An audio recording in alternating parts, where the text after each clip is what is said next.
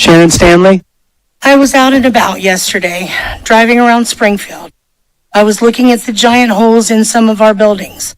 I noticed all of the old familiar spots bearing new signs in an unfamiliar language. I watched as groups of strangers walked around the city like lost tourists, and it was like a punch in the gut.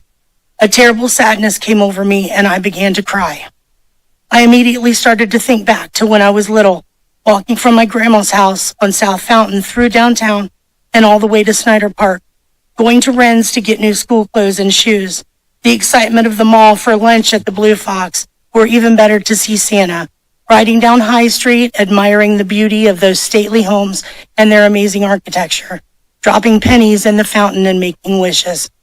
And now, all those warm memories are becoming fuel to the fire of anger inside of me. I feel like we have been invaded by some sort of pest. I'm angry that my friends and family are packing up and moving away. I'm angry that foreigners are using up the resources that were set up for the Americans that reside here. I'm angry that another country's flag was being flown in our city. I'm angry when I see our businesses and recreational areas littered with garbage left by people that do not know or understand our laws and culture and are making no attempt to learn about them. And let me be clear, this is not about race. This is about people being given the privilege of coming here from another country and having no respect for our people, our land, or our life's work. People living their life here the way they did in Haiti, angry, stealing, polluting, living in filth, and acting like animals. These are not civilized people. Opening containers in our grocery stores, helping themselves to what's inside and throwing the rest onto the shelves and floors. Pulling off of the highway to publicly clean and gut the roadkill lying there in front of anyone that passes by.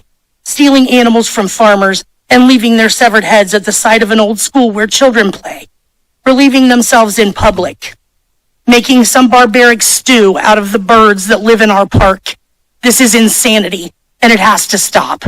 What will become of Springfield? Where will we be in 5 years? The thought terrifies me.